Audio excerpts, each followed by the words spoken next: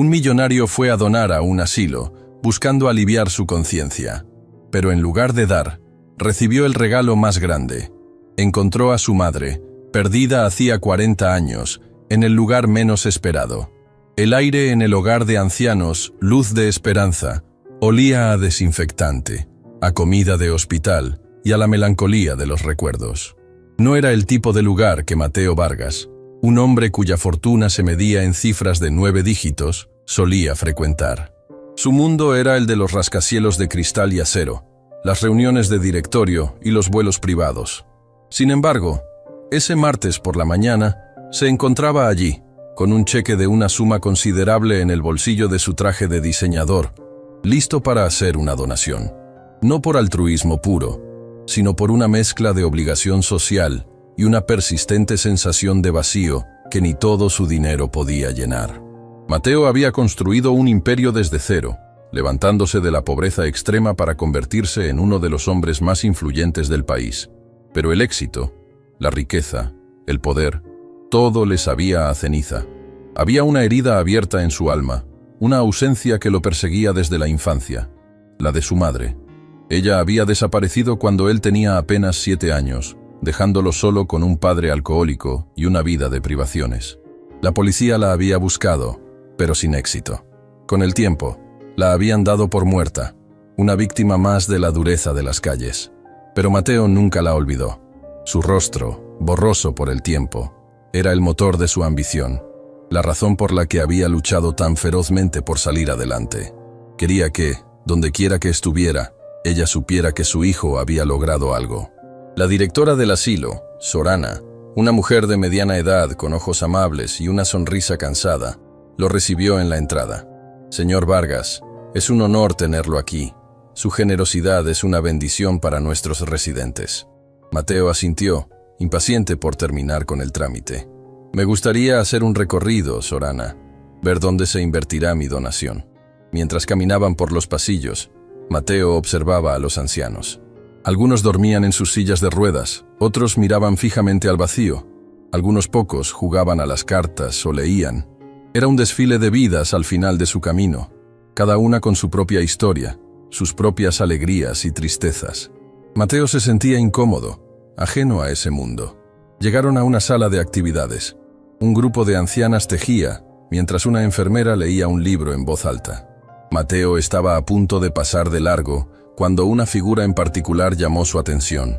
Sentada en una silla de ruedas, de espaldas a él, había una mujer.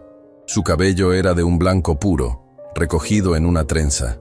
Llevaba un chal de lana sobre los hombros.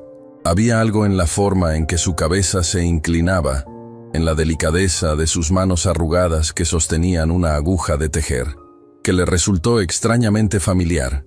Una punzada, casi imperceptible, lo atravesó. Una sensación que no podía nombrar, pero que lo detuvo en seco. «¿Quién es ella?», preguntó Mateo, su voz un poco más ronca de lo habitual. Sorana siguió su mirada. «Ah, ella es doña Carmen, una de nuestras residentes más tranquilas. Llegó hace unos 6 meses. Fue encontrada deambulando por las calles, desorientada. No recordaba su nombre ni de dónde venía. La policía la trajo aquí». Mateo sintió un escalofrío. «Carmen», repitió. El nombre le sonaba lejano, como un eco de un sueño olvidado. Se acercó lentamente, casi sin darse cuenta. La mujer seguía tejiendo, sus dedos moviéndose con una habilidad sorprendente para su edad. Había una concentración en su rostro, una paz que contrastaba con el ambiente del asilo. «Disculpe, señora», dijo Mateo, su voz suave. La mujer levantó la vista. Sus ojos, aunque velados por la edad, eran de un color miel profundo, un color que Mateo había visto solo una vez en su vida, en un viejo espejo roto en la casa de su infancia. En ese instante, el mundo de Mateo se detuvo. El aire se volvió denso, el tiempo se estiró. Esos ojos, esa mirada, la forma de sus pómulos, la curva de sus labios, incluso la pequeña cicatriz sobre su ceja izquierda, que él recordaba de una caída en la infancia. Era ella. No había duda. «¿Mamá?», susurró Mateo, la palabra escapando de sus labios como un aliento, cargada de 40 años de dolor, de búsqueda, de esperanza. La anciana lo miró con una expresión de confusión. «¿Mamá?», «¿Quién es usted, joven?». El corazón de Mateo se encogió. Ella no lo reconocía. 40 años. 40 años de ausencia, de incertidumbre, de una búsqueda silenciosa que había definido su vida. Y ahora, ella estaba allí, frente a él, pero era una extraña. Las lágrimas comenzaron a rodar por el rostro de Mateo, gruesas y calientes, quemando un camino a través de la máscara de control que siempre llevaba.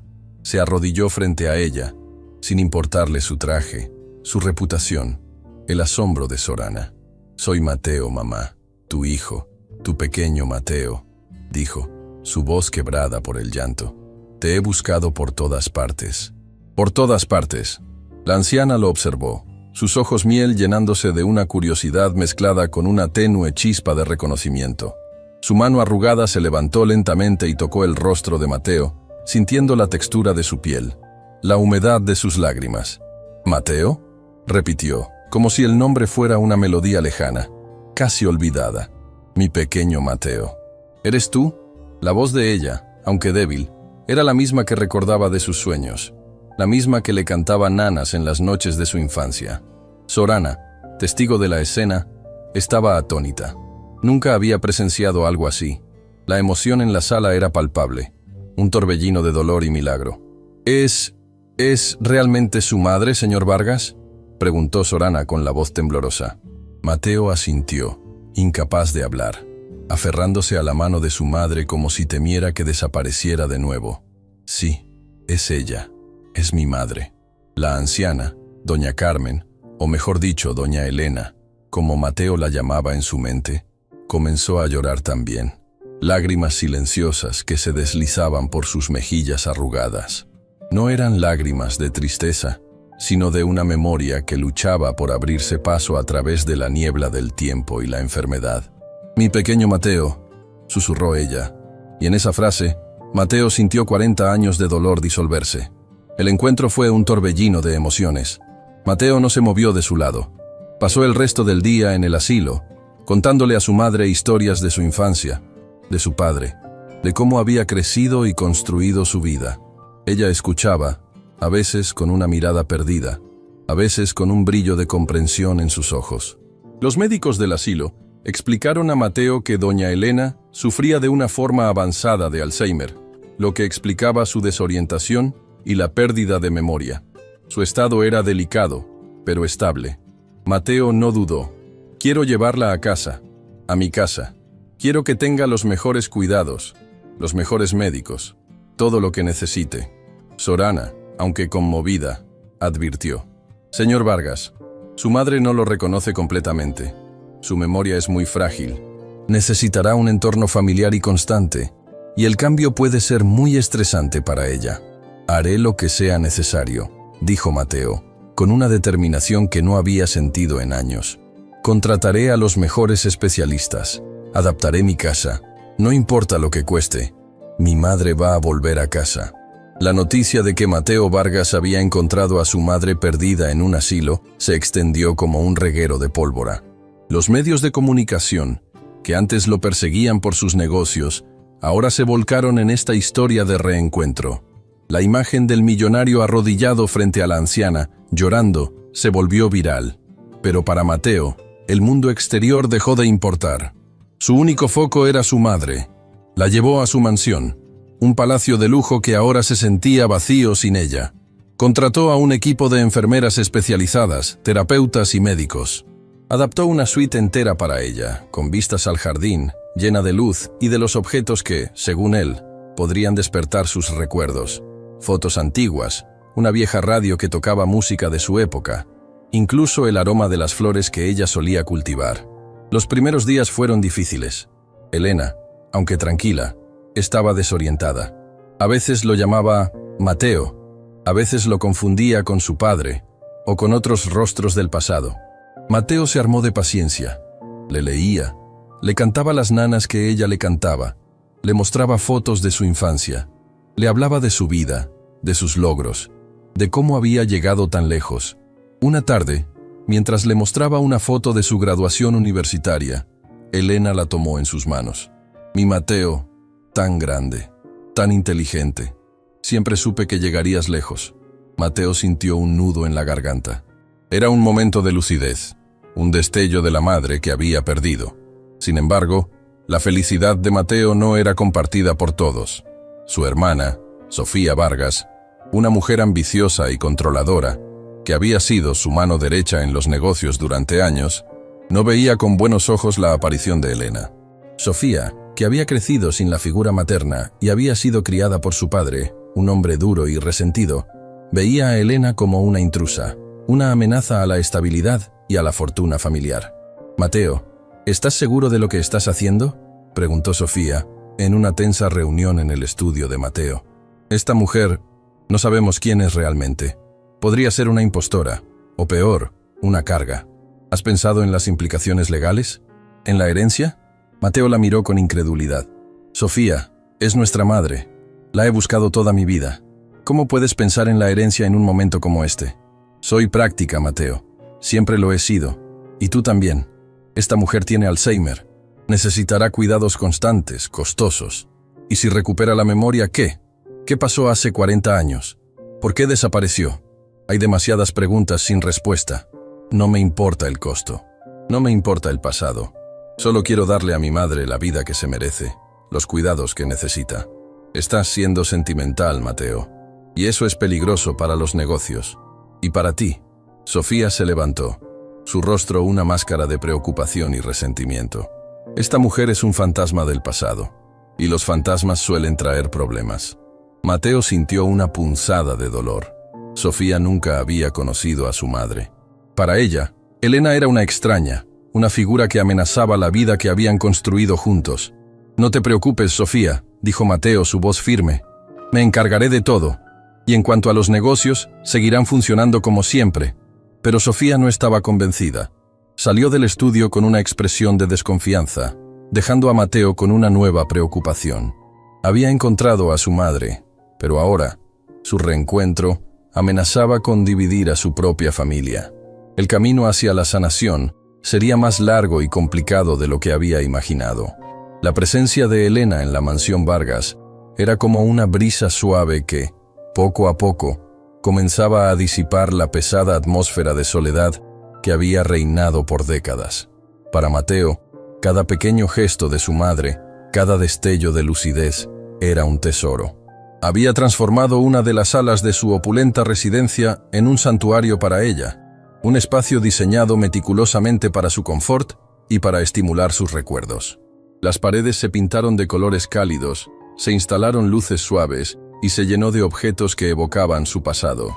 Una vieja mecedora de madera, un tocadiscos con vinilos de música folclórica, fotografías ampliadas de un Mateo niño, de un padre joven y sonriente, y de una Elena vibrante, con la misma mirada dulce que ahora, ocasionalmente, lo reconocía.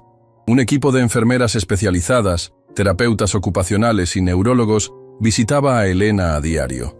Mateo no escatimaba en gastos, obsesionado con ofrecerle la mejor atención posible. Las sesiones de terapia se centraban en la estimulación cognitiva, en intentar anclarla al presente y a la vez, en desenterrar los fragmentos de su memoria. A veces, Elena respondía con frases coherentes, con nombres y lugares que Mateo anotaba febrilmente. Otras veces, se perdía en un laberinto de palabras sin sentido, o se sumía en un silencio distante, con la mirada fija en un punto invisible. Mateo pasaba cada minuto libre a su lado. Le leía cuentos, le cantaba las viejas canciones de cuna que ella le cantaba a él, le mostraba álbumes de fotos, narrando cada imagen con la esperanza de encender una chispa. Descubrió que Elena reaccionaba especialmente bien a la música. Cuando ponía boleros antiguos o cumbias suaves, sus ojos se iluminaban y a veces sus pies marcaban un ritmo tenue bajo la manta. En esos momentos, Mateo sentía que la verdadera Elena, la madre que había perdido, estaba allí, presente, aunque fuera por un instante fugaz. La relación con Sofía, sin embargo, se había tensado hasta el punto de ruptura. La hermana de Mateo veía la situación con una mezcla de desconfianza y resentimiento. Para ella, Elena no era una madre, sino una extraña que había abandonado a su familia y que ahora, convenientemente, reaparecía para alterar su vida y, lo que era peor, para consumir una parte de la fortuna que Sofía consideraba suya por derecho. Mateo, esta mujer es una carga, le espetó Sofía una tarde, interrumpiendo una de sus raras visitas a la mansión. Los gastos son exorbitantes, y no hay garantía de que mejore. ¿Has pensado en el precedente que esto sienta? ¿Qué dirán nuestros socios, nuestros inversores? Pensarán que has perdido la cabeza. Mateo la miró con una frialdad que rara vez usaba con su hermana. Sofía, esta es nuestra madre, y no hay precio para recuperar una parte de lo que perdimos.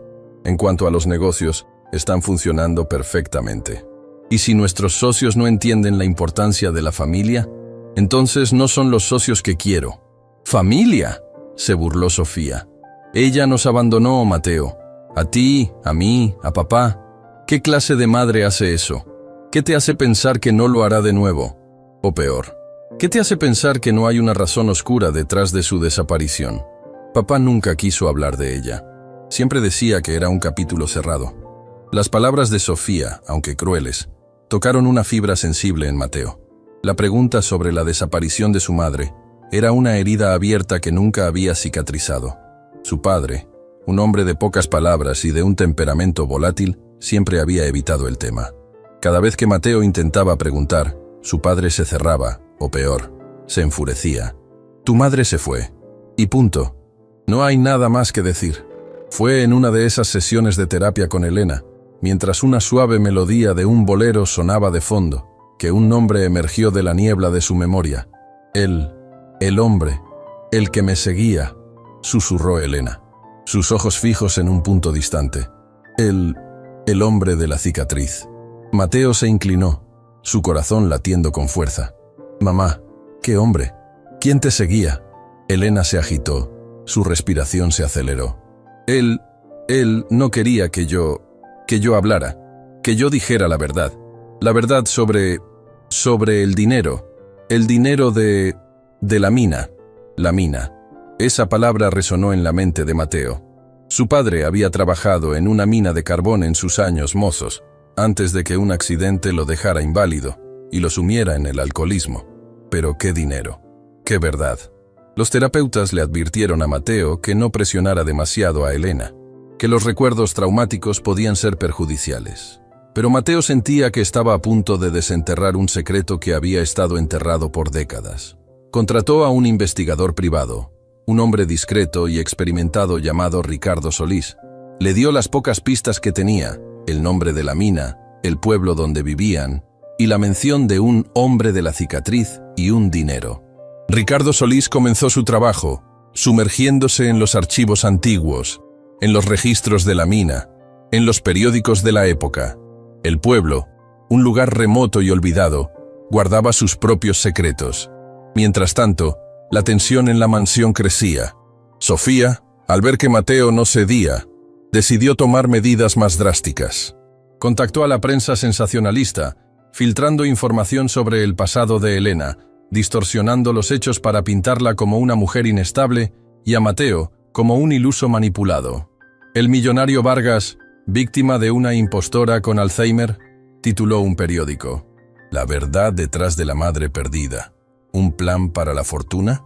La reputación de Mateo, que ya había sido golpeada por el juicio de Isabela, ahora se veía aún más comprometida. Sus socios, que antes habían dudado, ahora exigían explicaciones. La junta directiva de su empresa convocó una reunión de emergencia. Mateo, esto es inaceptable, dijo uno de los miembros de la junta, un hombre de negocios conservador. Tu vida personal está afectando la imagen de la empresa.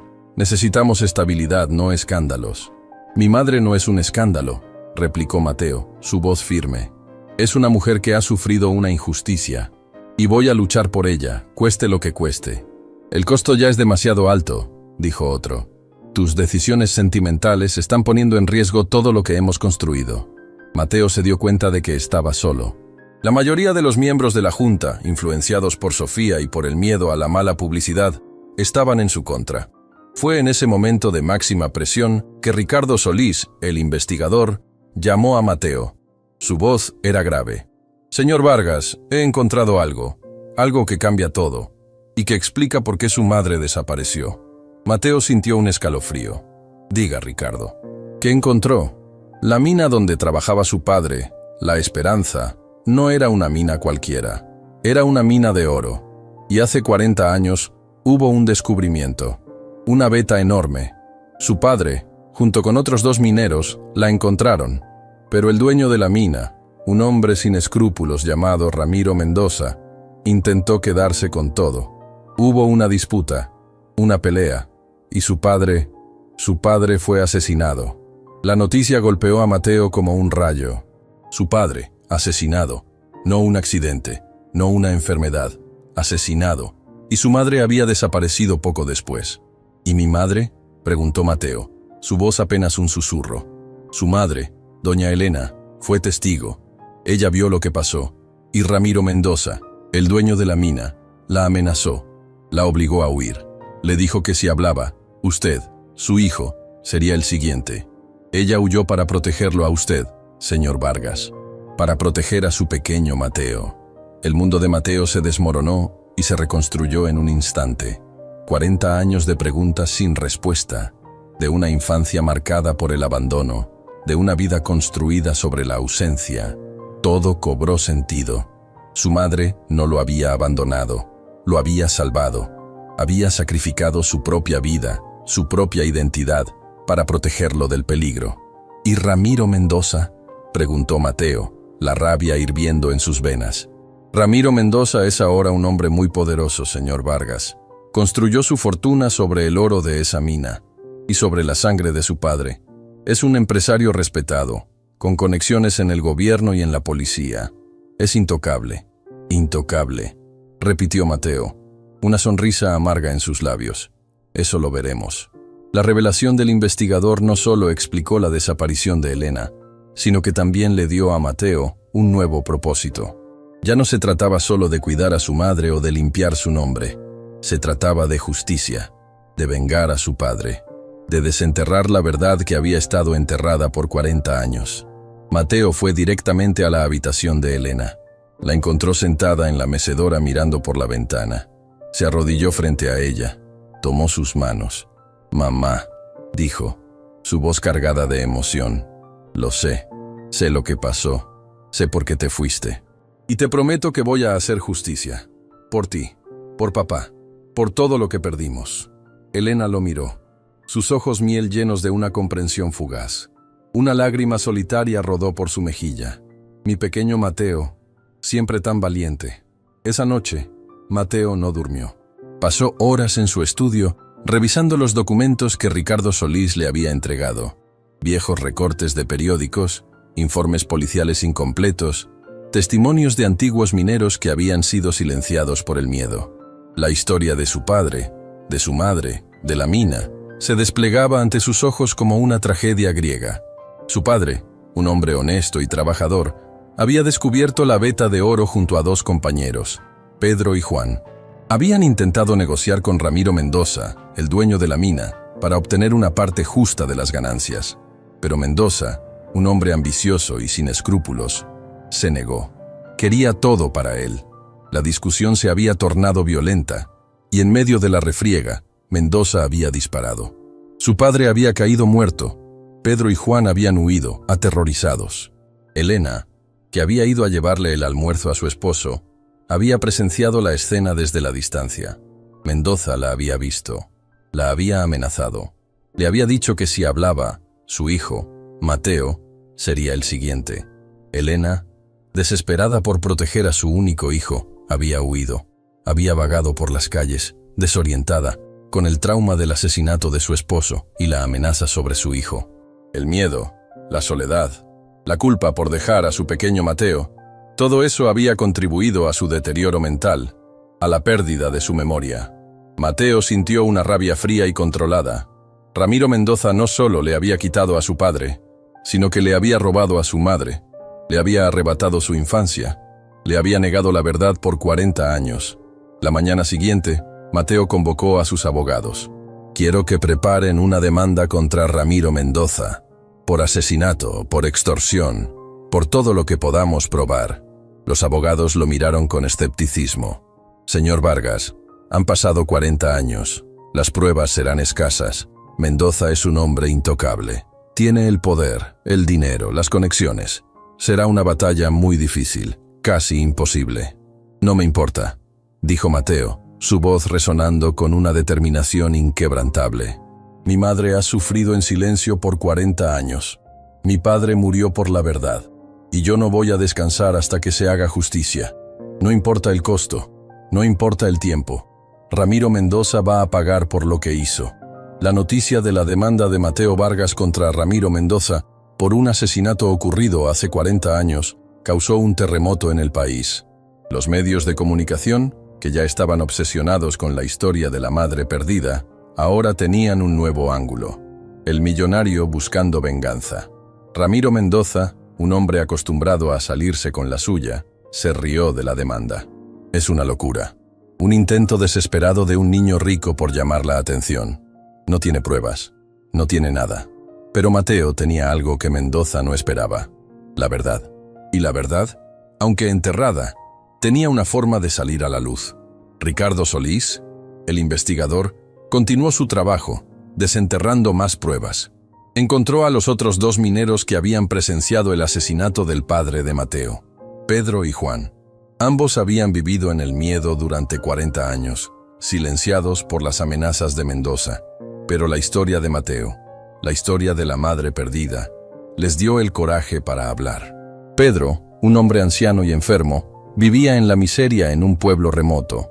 Juan, que había logrado escapar del país, vivía bajo una identidad falsa en el extranjero. Ambos, a pesar del miedo, aceptaron testificar. Sus testimonios, aunque fragmentados por el tiempo y el trauma, eran consistentes. Describían la discusión, el disparo, la huida de Elena. Además, Ricardo Solís encontró un viejo diario de la mina, donde un capataz ya fallecido había anotado de forma críptica los eventos de aquel día, mencionando una disputa por la veta y la desaparición de la mujer del minero. No era una prueba directa, pero era una pieza más del rompecabezas. La batalla legal comenzó. Los abogados de Mendoza intentaron desacreditar a los testigos, pintándolos como viejos seniles y resentidos. Intentaron desestimar las pruebas como circunstanciales y sin fundamento. Pero Mateo estaba preparado. Había anticipado cada movimiento de Mendoza. El juicio se convirtió en un circo mediático. La historia de Mateo, de su madre, de su padre asesinado, conmovió al país. La gente se volcó en apoyo a Mateo, viendo en su lucha una esperanza de justicia para todos los que habían sido oprimidos por los poderosos. Sofía, al ver la magnitud del apoyo público a Mateo, comenzó a dudar. La imagen de su hermano, luchando por la justicia, contrastaba con la suya, que había intentado desacreditar a su propia madre. La presión de la opinión pública, la mirada de sus socios, todo comenzó a pesar sobre ella. Un día, Sofía visitó a Elena en la mansión. La encontró sentada en el jardín, con Mateo a su lado, leyéndole un libro. Elena, aunque con sus momentos de lucidez, estaba más tranquila, más en paz. Sofía observó la escena desde la distancia, vio el amor en los ojos de Mateo, la ternura con la que trataba a su madre, y por primera vez en mucho tiempo sintió una punzada de arrepentimiento. «Mateo», dijo Sofía, su voz suave, «necesito hablar contigo». Mateo la miró, sorprendido. Hacía semanas que no se hablaban. «Lo siento», dijo Sofía, sus ojos llenos de lágrimas. «Siento haber dudado de ti. Siento haber dudado de mamá. Fui una estúpida. Estaba ciega por el resentimiento, por el miedo. Nunca la conocí, nunca supe la verdad». Mateo la abrazó. «Nunca es tarde, Sofía. Nunca es tarde para la verdad y para el perdón». Sofía se acercó a Elena. «Mamá», dijo, su voz temblorosa. «Soy Sofía, tu hija. Lo siento mucho. Siento no haberte buscado. Siento no haberte creído». Elena la miró, sus ojos miel llenos de una ternura infinita. Extendió su mano y acarició el rostro de Sofía. «Mi pequeña Sofía, siempre tan fuerte». El reencuentro de Sofía con su madre fue un momento de sanación para toda la familia. Sofía se unió a la lucha de Mateo, usando sus contactos y su influencia para apoyar la causa. La familia Vargas, antes dividida, ahora estaba unida en su búsqueda de justicia. El juicio llegó a su clímax con el testimonio de Elena. Aunque su memoria era frágil, sus palabras, aunque pocas, resonaron con una verdad innegable. Él disparó, y me dijo que si hablaba Mateo, mi pequeño Mateo, moriría. La voz de Elena, aunque débil, llenó la sala del tribunal con el eco de un trauma de 40 años. La imagen de la anciana, frágil pero valiente, conmovió a todos. El abogado de Mendoza intentó desacreditarla, pero el juez, conmovido por la historia, permitió que su testimonio fuera presentado como evidencia. La balanza de la justicia comenzó a inclinarse. Las pruebas de Ricardo Solís, los testimonios de Pedro y Juan, y la conmovedora declaración de Elena, todo se unió para formar un caso sólido contra Ramiro Mendoza. El veredicto llegó después de semanas de deliberación. Ramiro Mendoza fue declarado culpable de asesinato y extorsión. La sentencia fue dura: cadena perpetua. La noticia fue recibida con júbilo en todo el país. La justicia había prevalecido. El millonario había ganado su batalla, no por su dinero, sino por su perseverancia y por la verdad. Mateo abrazó a su madre, sus ojos llenos de lágrimas. «Lo logramos, mamá, lo logramos». Elena lo miró, una sonrisa de paz en sus labios. «Mi pequeño Mateo, siempre tan valiente». La batalla había terminado, pero el verdadero trabajo, el de la sanación y la reconstrucción, apenas comenzaba. La condena de Ramiro Mendoza resonó como un trueno en los círculos de poder del país. Un terremoto que sacudió los cimientos de la impunidad.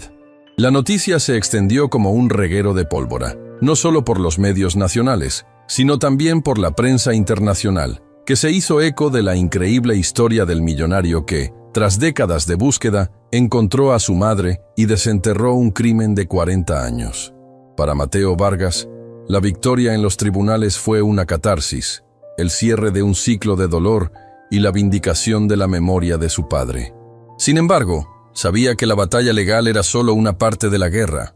La exposición pública, la atención mediática y las consecuencias de haber desafiado a un hombre tan poderoso como Mendoza apenas comenzaban a manifestarse. La mansión Vargas, antes un bastión de privacidad, se convirtió en un punto de peregrinación para periodistas, curiosos y, lamentablemente, para aquellos que buscaban sacar provecho de la situación. Los paparazzi acampaban en la entrada, los drones sobrevolaban los jardines y cada movimiento de Mateo, Elena y Sofía era escudriñado con lupa. La historia de Elena, la madre perdida con Alzheimer, se convirtió en un fenómeno mediático, y su frágil estado de salud era explotado sin escrúpulos por los tabloides. Mateo, con la ayuda de un equipo de seguridad reforzado y un estricto control de la información, intentó proteger a su madre de la vorágine, pero la invasión era casi total. La victoria legal también trajo consigo una avalancha de nuevas complicaciones. Los abogados de Mendoza, en un intento desesperado por revertir la sentencia, apelaron el veredicto, alegando errores procesales y la fragilidad mental de Elena como testigo clave. Esto significaba que la lucha continuaría, arrastrando a Mateo y a su madre de nuevo a los tribunales, reviviendo el trauma una y otra vez. Además, la familia de Mendoza, con sus vastas conexiones, comenzó una campaña de desprestigio sutil pero efectiva contra Mateo, filtrando rumores sobre sus negocios, cuestionando la legitimidad de su fortuna y sembrando dudas sobre sus verdaderas motivaciones. «Dicen que Mateo Vargas solo usó a su madre para vengarse de Mendoza», susurraban en los círculos sociales. «Que la historia del reencuentro es una farsa para ganar simpatía y limpiar su imagen». Sofía, que ahora estaba firmemente al lado de su hermano, se encargó de la gestión de crisis. Con su mente aguda para los negocios y su habilidad para las relaciones públicas, trabajó incansablemente para contrarrestar la narrativa negativa. Emitió comunicados de prensa, concedió entrevistas selectivas y organizó eventos benéficos en nombre de Elena, utilizando la historia de su madre para promover la conciencia sobre el Alzheimer y la importancia de la justicia social. La unión de los hermanos Vargas se convirtió en un símbolo de fortaleza, un frente unido contra la adversidad. Mientras tanto, la salud de Elena, aunque estable, seguía siendo frágil. Los momentos de lucidez eran cada vez más escasos, y la enfermedad avanzaba inexorablemente. Mateo, con el corazón encogido, sabía que el tiempo era un lujo que no tenían. Cada día era una carrera contra el reloj, una oportunidad para conectar con la madre que había recuperado, antes de que la enfermedad se la llevara por completo. Pasaba horas con ella, mostrándole fotos, contándole historias, intentando anclarla al presente con el poder del amor y la memoria. Un día, mientras Mateo le leía un viejo libro de poemas que Elena solía recitar, ella lo interrumpió.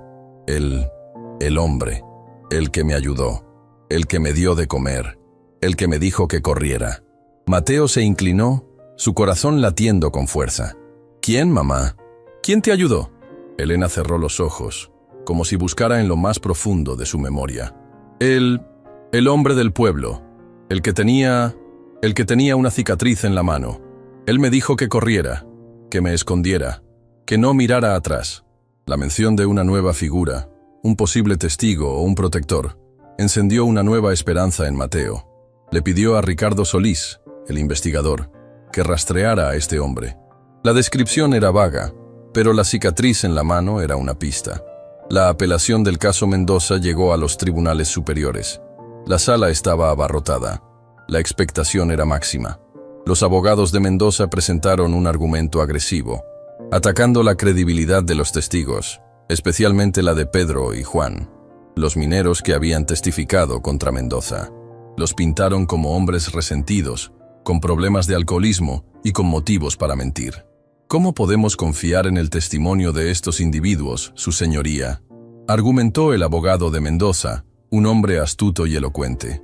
Sus recuerdos son vagos, sus vidas son un desastre, y la principal testigo, doña Elena, sufre de una enfermedad que afecta gravemente su memoria.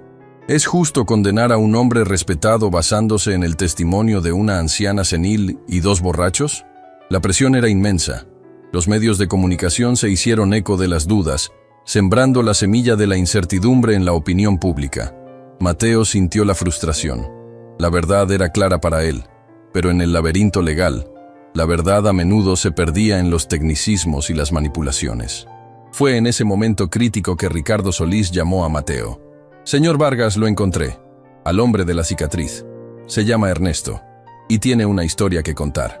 Ernesto era un anciano que vivía en un pequeño pueblo, cerca de la mina. Había sido un joven minero en la época del asesinato del padre de Mateo. Tenía una cicatriz profunda en la mano, producto de un accidente en la mina. Ricardo Solís lo había encontrado en un hospital rural, donde estaba siendo tratado por una enfermedad terminal. Ernesto, al principio, se mostró reacio a hablar. El miedo a Mendoza, a pesar de los años, seguía vivo en él. Pero Ricardo Solís, con su habilidad para ganarse la confianza de la gente, logró que Ernesto contara su historia. Ernesto había sido amigo del padre de Mateo. Había estado presente el día del asesinato, escondido, observando todo. Había visto a Mendoza disparar, había visto a Elena huir, y había sido él quien, al ver a Elena desorientada y aterrorizada, le había gritado que corriera, que se escondiera, que no mirara atrás. Le había dado algo de comida y le había indicado un camino seguro para escapar del pueblo. Su testimonio era crucial. No solo confirmaba la versión de Elena y los otros mineros, sino que también aportaba detalles que solo un testigo presencial podría conocer. Además, Ernesto había guardado un pequeño objeto que Elena había dejado caer en su huida. Un medallón de plata con las iniciales EB grabadas. El mismo medallón que Mateo había visto en una foto antigua de su madre. Mateo llevó a Ernesto al tribunal. Su aparición causó un revuelo. Era un testigo inesperado, un fantasma del pasado que venía a sellar el destino de Mendoza.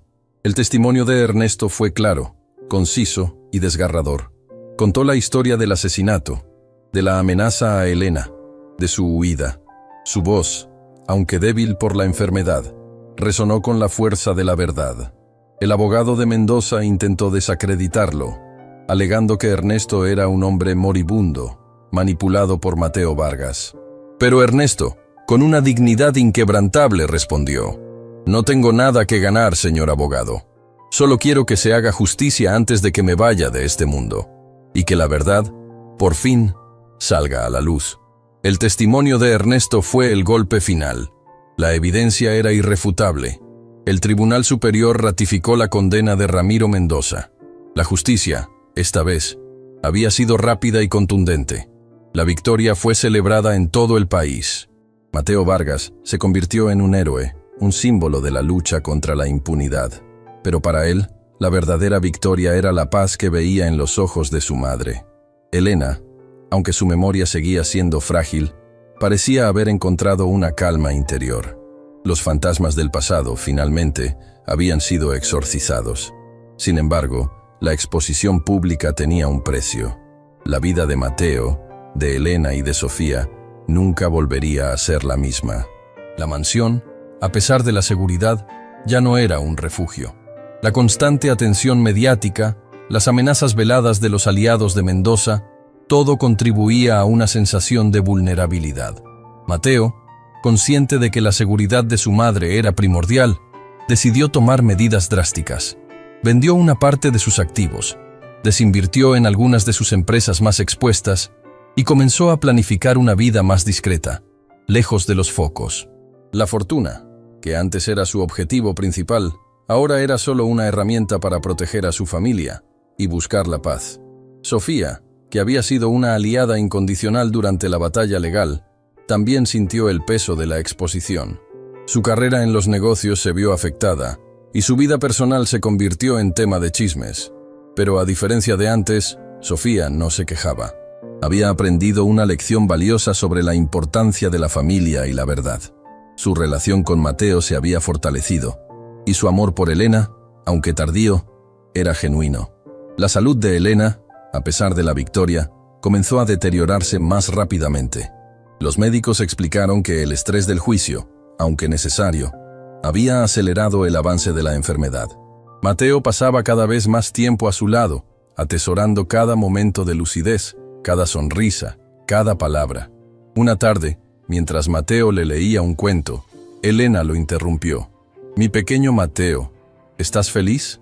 Mateo la miró, sus ojos llenos de lágrimas. «Sí, mamá, soy feliz, porque te encontré, porque estamos juntos».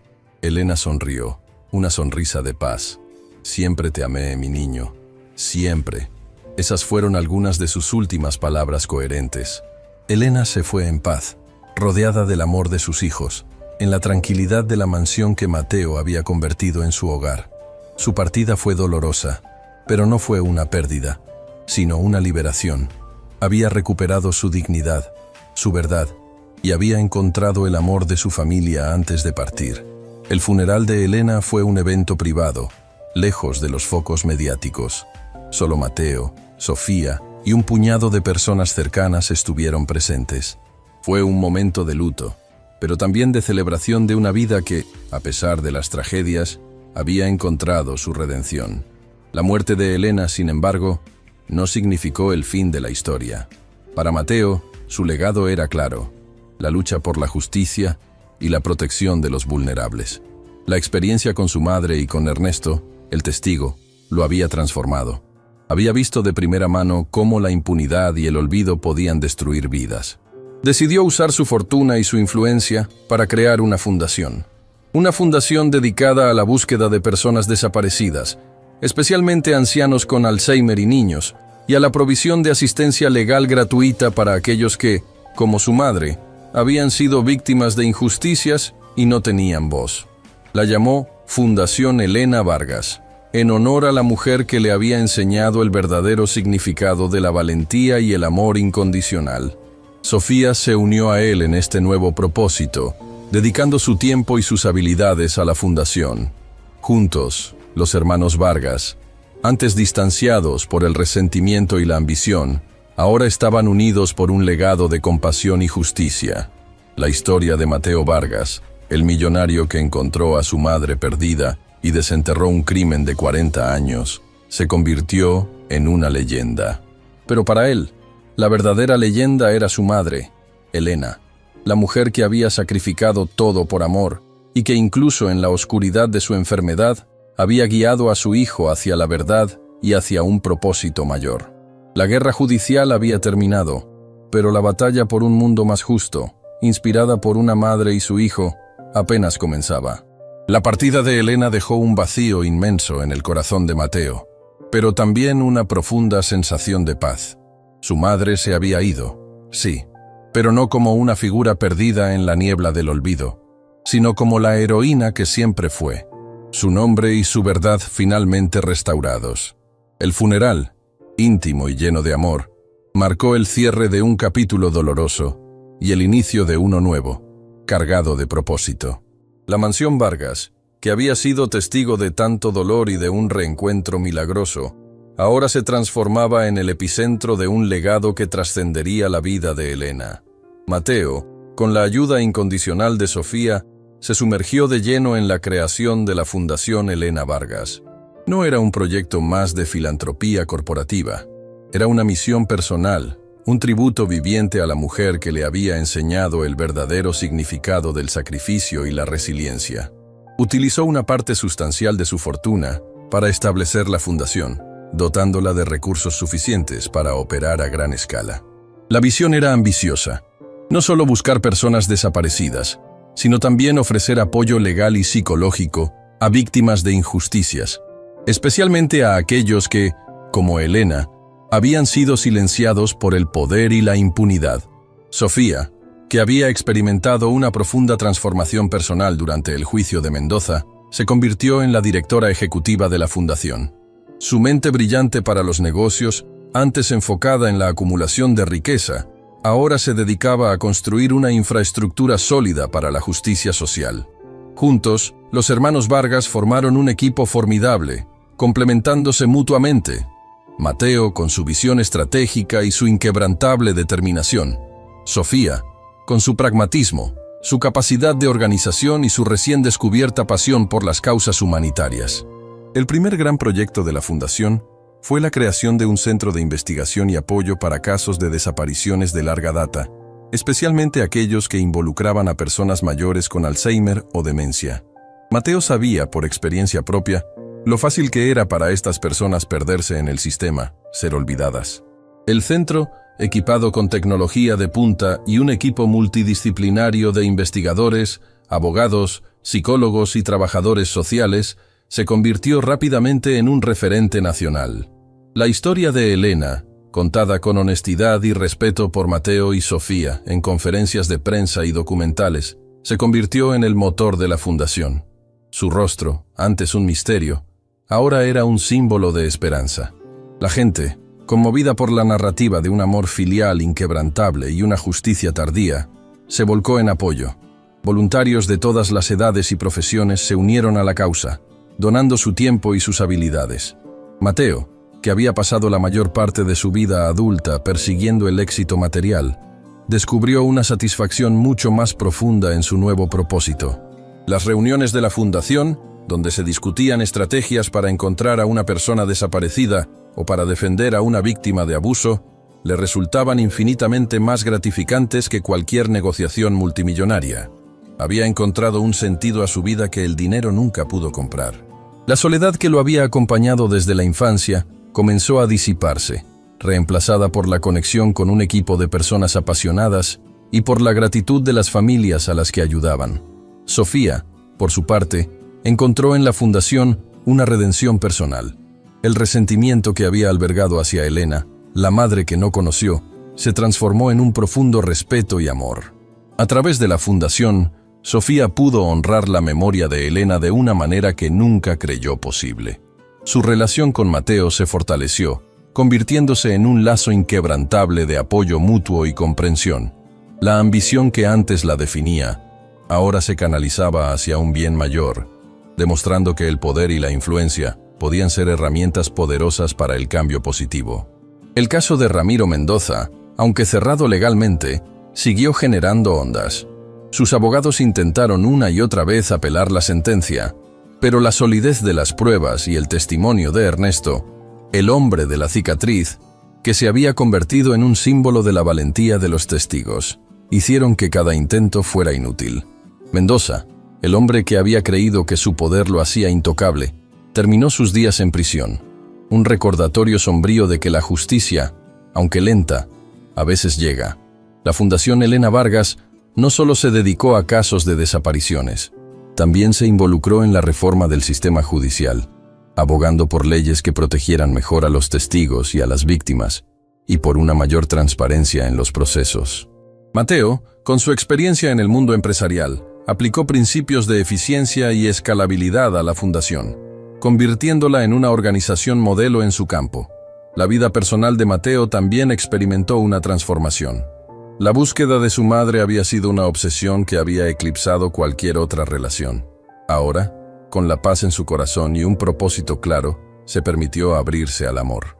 Conoció a Ana, una psicóloga que trabajaba en la fundación, una mujer con una profunda empatía y una pasión compartida por ayudar a los demás. Su relación floreció en medio del trabajo de la fundación, construyendo un amor basado en valores compartidos y un respeto mutuo. La mansión Vargas, que había sido el escenario del reencuentro y la sanación de Elena, se convirtió en la sede principal de la fundación. Sus vastos salones, antes llenos de un silencio opulento, ahora resonaban con la actividad de un equipo dedicado, con las voces de las familias que buscaban ayuda y con las risas de los niños que encontraban un refugio. El jardín, donde Elena había pasado sus últimos días, se transformó en un espacio de terapia al aire libre, un lugar de calma y reflexión. Mateo y Sofía se aseguraron de que la memoria de Elena no solo fuera honrada, sino que también sirviera de inspiración. Crearon programas educativos en escuelas, contando la historia de Elena no como una tragedia, sino como un testimonio de la fuerza del espíritu humano y la importancia de no rendirse ante la adversidad. La historia de la madre perdida y el hijo que la encontró se convirtió en un cuento popular, transmitido de generación en generación, un recordatorio de que el amor y la justicia pueden prevalecer incluso en las circunstancias más oscuras. Con el paso de los años, la Fundación Elena Vargas creció exponencialmente, expandiendo sus operaciones a nivel internacional. Se convirtió en un faro de esperanza para miles de familias, un símbolo de que, con perseverancia y un corazón lleno de compasión, se podían mover montañas. Mateo, aunque seguía siendo el presidente de la fundación, delegó gran parte de las operaciones diarias a Sofía y a un equipo de profesionales altamente capacitados, permitiéndose pasar más tiempo con Ana y, eventualmente, con los hijos que tuvieron juntos. La vida de Mateo, que había comenzado en la pobreza y la pérdida, y que había sido definida por la búsqueda incansable de su madre, encontró su plenitud en el servicio a los demás. La riqueza material, que una vez fue su único objetivo, se convirtió en un medio para un fin mucho más noble. Había aprendido que la verdadera fortuna no se medía en cuentas bancarias, sino en las vidas que se tocaban, en las injusticias que se corregían y en el amor que se compartía. La historia de Elena Vargas, la mujer que había desaparecido y regresado para desvelar un crimen, se inmortalizó no solo en los libros de historia y en los archivos judiciales, sino en el corazón de cada persona que la fundación ayudó. Su vida, marcada por el dolor y el sacrificio, se transformó en un legado de esperanza y redención, un testimonio del poder inquebrantable del amor de una madre y la determinación de un hijo. Mateo, ya un hombre mayor, con el cabello salpicado de canas, solía sentarse en el jardín de la mansión, ahora sede de la fundación, observando a los niños jugar. A veces, cerraba los ojos y podía sentir la presencia de Elena a su lado, una brisa suave que le acariciaba el rostro. Sabía que ella estaría orgullosa. Había cumplido su promesa. Había encontrado la verdad. Había hecho justicia y, al hacerlo, había encontrado su propio camino hacia la paz y la felicidad. La búsqueda había terminado, pero el legado de amor y justicia de Elena Vargas viviría para siempre. Los años pasaron, tejiendo una nueva trama de vida en la mansión Vargas, ahora el vibrante corazón de la Fundación Elena Vargas. El eco de los juicios y los titulares sensacionalistas se había desvanecido, reemplazado por el murmullo constante de la actividad, las risas de los niños y el sonido de las máquinas de escribir y los teléfonos de un equipo dedicado. Mateo y Sofía, ya no solo hermanos, sino socios inquebrantables en esta misión, habían logrado transformar el dolor de su pasado en una fuerza imparable para el bien. La Fundación Elena Vargas no era solo una organización, era un movimiento, un faro de esperanza que brillaba con más intensidad cada día. Mateo, con su sabiduría forjada en la adversidad y su inmensa fortuna, se había convertido en un estratega filantrópico. Su mente, antes enfocada en la expansión de imperios financieros, ahora se dedicaba a optimizar la ayuda humanitaria, a buscar soluciones innovadoras para problemas sociales arraigados. Viajaba por el mundo, no para cerrar negocios, sino para establecer alianzas con otras organizaciones, para compartir el modelo de la fundación y para aprender de las mejores prácticas en la búsqueda de personas desaparecidas y la defensa de los derechos humanos. Su presencia inspiraba confianza y abría puertas que antes permanecían cerradas. Sofía, por su parte, había encontrado su verdadera vocación. La ambición que la había impulsado en el mundo corporativo se había transmutado en una pasión ardiente por la justicia social. Dirigía la Fundación Elena Vargas con una eficiencia admirable, supervisando cada detalle, desde la gestión de los casos legales hasta la implementación de programas educativos y de apoyo psicológico. Su empatía, antes oculta bajo una capa de pragmatismo, florecía en cada interacción con las familias que buscaban ayuda. Se había convertido en una defensora incansable de los vulnerables, una voz poderosa para aquellos que no podían hablar por sí mismos. La mansión, con sus vastos salones y jardines, se había adaptado a su nuevo propósito. Las antiguas habitaciones de invitados se transformaron en oficinas, salas de terapia y aulas. El comedor, donde Elena había recuperado parte de su memoria, ahora servía comidas nutritivas a las familias que visitaban la fundación. El jardín, donde Mateo había encontrado a su madre, se convirtió en un espacio de juego y reflexión, un oasis de paz en medio del caos de la vida. Uno de los programas más exitosos de la Fundación fue el Proyecto Raíces, dedicado a la búsqueda de personas desaparecidas, especialmente ancianos, con Alzheimer y niños. Utilizando tecnología de punta, bases de datos genéticas y una red de voluntarios en todo el país, el proyecto había logrado reunir a cientos de familias, sanando heridas que se creían incurables. La historia de Elena se repetía, de alguna manera, en cada reencuentro, un testimonio viviente del poder de la esperanza y la perseverancia. Otro programa clave fue el Centro de Apoyo Legal y Psicológico, que ofrecía asistencia gratuita a víctimas de abusos y falsas acusaciones. Abogados pro bono, psicólogos y trabajadores sociales trabajaban incansablemente para garantizar que la justicia, que a Elena le había sido negada por tanto tiempo, fuera accesible para todos. La fundación se convirtió en un baluarte contra la impunidad, un recordatorio constante de que el poder no siempre prevalece sobre la verdad. La vida personal de Mateo también había encontrado su equilibrio. Su matrimonio con Ana, la psicóloga de la fundación, era un pilar de amor y apoyo. Tuvieron 2 hijos, Elena y David, nombres elegidos para honrar a las figuras que habían marcado sus vidas. Mateo se esforzaba por ser el padre presente que su propio padre no pudo ser, compartiendo con sus hijos no solo su tiempo, sino también los valores de compasión, justicia y servicio. Les contaba historias de su abuela Elena, de su valentía, de su sacrificio, inculcándoles desde pequeños el legado de la fundación. Sofía, aunque no se casó, encontró la plenitud en su trabajo y en su relación con sus sobrinos. Se convirtió en una tía cariñosa y una mentora para los jóvenes que pasaban por la fundación, compartiendo su experiencia y su sabiduría. Su vida, antes centrada en la acumulación de riqueza, ahora se medía en las sonrisas de los niños que ayudaba, en las lágrimas de alivio de las familias reunidas y en la satisfacción de saber que estaba marcando una diferencia real en el mundo.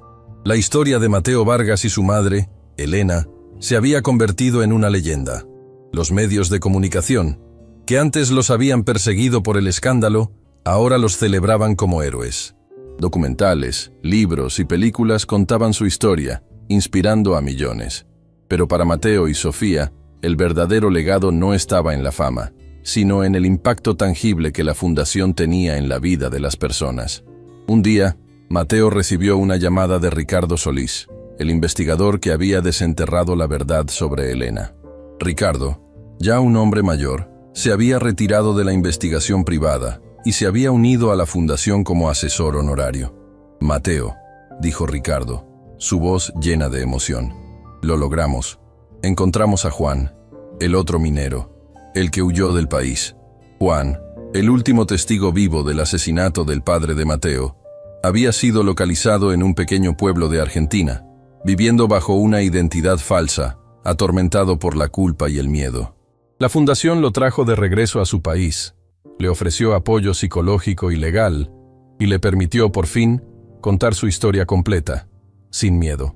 Su testimonio, aunque ya no era necesario para el caso de Mendoza, sirvió para cerrar heridas, para dar paz a la memoria del padre de Mateo y para fortalecer aún más el legado de la fundación. La Fundación Elena Vargas no solo se dedicó a la búsqueda y la justicia, sino también a la prevención. Desarrollaron programas de educación en comunidades vulnerables, enseñando a las personas sobre sus derechos, sobre cómo protegerse de los abusos y sobre la importancia de la denuncia. Crearon redes de apoyo para familias en riesgo, ofreciendo alternativas a la desesperación que a menudo llevaba a situaciones de vulnerabilidad. El impacto de la fundación se sintió en todo el país. Las tasas de desapariciones disminuyeron, la conciencia sobre el Alzheimer aumentó, y más personas se atrevieron a denunciar abusos, sabiendo que no estaban solas. La justicia, que antes parecía un privilegio de unos pocos, ahora se sentía más accesible para todos. Mateo y Sofía, a pesar de su éxito, nunca olvidaron sus orígenes. Visitaban regularmente el hogar de ancianos, Luz de Esperanza, donde Elena había sido encontrada. Mantenían una estrecha relación con Sorana, quien se había convertido en una amiga de la familia. La fundación también apoyaba al asilo, asegurándose de que los residentes tuvieran los mejores cuidados y que ningún anciano fuera olvidado. En una de esas visitas, Mateo se encontró con una anciana que le recordaba a Elena. Se sentó a su lado, le tomó la mano y le contó la historia de su madre, de cómo la había encontrado en ese mismo lugar. La anciana lo escuchó con atención, sus ojos llenos de lágrimas. Su madre fue una mujer muy valiente, joven, y usted, su hijo, ha honrado su memoria de la mejor manera posible. Mateo sonrió. Sabía que su madre estaría orgullosa. Había transformado su dolor en un propósito, su pérdida en un legado. La búsqueda de Elena había terminado, pero la cosecha de la esperanza, sembrada con su amor y su sacrificio, apenas comenzaba a dar sus frutos. La Fundación Elena Vargas se convirtió en un modelo a seguir, un testimonio viviente de que la compasión, la perseverancia y la justicia pueden cambiar el mundo, una vida a la vez. Y en el corazón de todo, la historia de una madre y un hijo, un reencuentro milagroso que había encendido una llama de esperanza que ardería para siempre. Fin de la historia.